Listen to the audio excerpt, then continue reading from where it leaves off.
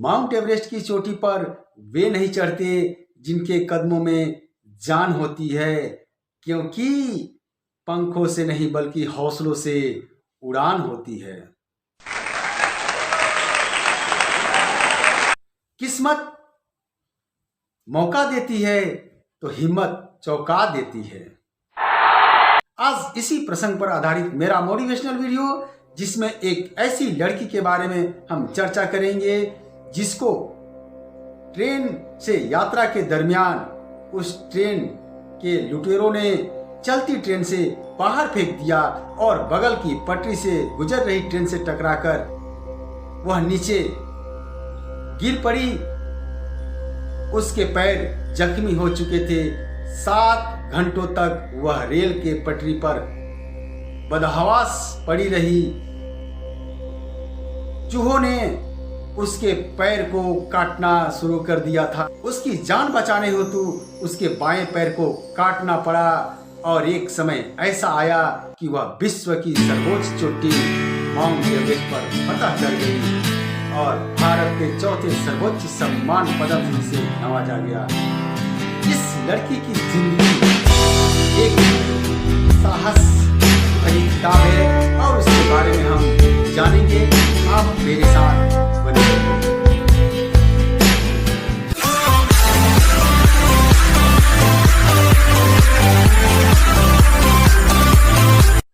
राष्ट्रीय स्तर की फुटबॉल और वॉलीबॉल की खिलाड़ी रह चुकी अरुणिमा सिन्हा 12 अप्रैल 2011 को लखनऊ से दिल्ली के लिए पद्मावती एक्सप्रेस से रवाना हुई।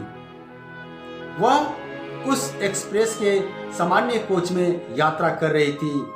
यात्रा के दरमियान कुछ लुटेरे उस कंपार्टमेंट में चढ़ गए और यात्रियों के कीमती सामान लूटने प्रारंभ कर दिए। एक लुटेरा अरुणिमा सिन्हा के पास आया और उनकी चेन और पर्स छीनने लगा। वह साहसी लड़की अकेले उस लुटेरे से भिड़ गई। चूंकि लुटेरों की संख्या काफी थी, लुटेरों ने उसे चलती ट्रेन से बाहर फेंक दिया।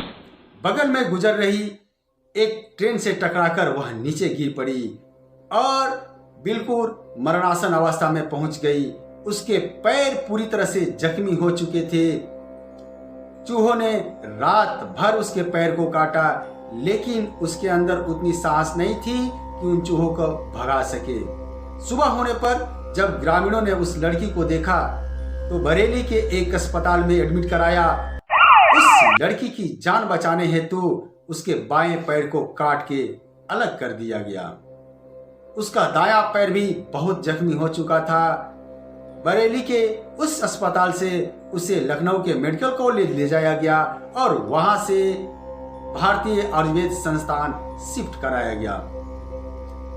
वह अपने जिंदगी की आखिरी जंग लड़ रही थी, लेकिन उसके अदम्य साहस ने उसको पुनर्जीवन प्रदान किया।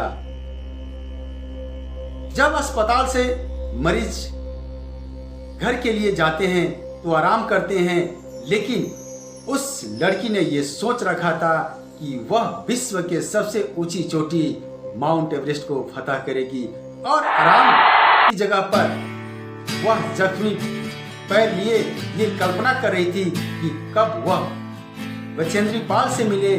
जब वह लड़की माउंट एवरेस्ट पर फतह करने की अपनी योजना के बारे में चर्चा करती तो लोग उनका उपहास उड़ाते, लेकिन उनके भाई ऊपर का सीना तथा परिवार के अन्य सदस्यों ने हौसला बुलंद किया और एक ऐसा समय आया कि जख्मी अवस्था में ही वह लड़की बचेंद्री पाल से मिली और उसने माउंट एवरेस्ट पर फतह करने की बात को बताई।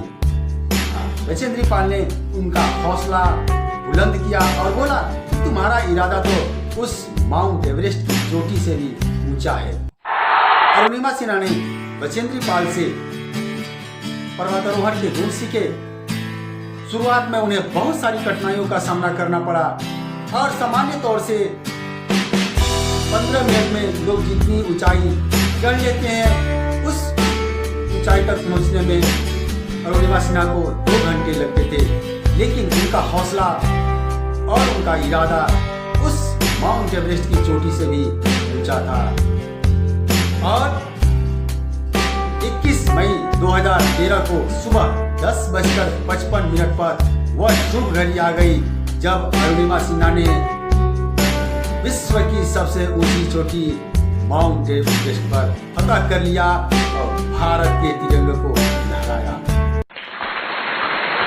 उनका कहना है कि आपने जो लक्ष्य निर्धारित कर लिया है उस लक्ष्य और आपके इरादों के बीच कोई अड़चन नहीं होनी चाहिए, यानी अर्जुनवत लक्ष्य दृष्टि रख के आप अपने सपने को पूरा कर सकते हैं, अपने लक्ष्य को प्राप्त कर सकते हैं। और इस तरह से अरुणिमा सिन्हा विश्व की प्रथम विकलांग महिला हुई, माउंट एवरेस्ट पर फतह की और पूरे विश्व में भारत का मान सम्मान बढ़ाया। हम उस लड़की के जज्बे को सलाम करते हैं। आशा है आपको मेरा यह वीडियो अच्छा लगा होगा। यदि आप मेरे चैनल पर नए हैं या अभी तक आपने मेरे चैनल को सब्सक्राइब नहीं किया है तो सब्सक्राइब बटन तथा बेल आइकन को दबाना न भूलें, ताकि जब भी मैं अगला वीडियो पोस्ट करूं उसका नोटिफिकेशन सबसे पहले आपको मिल जाए। Thanks for watching.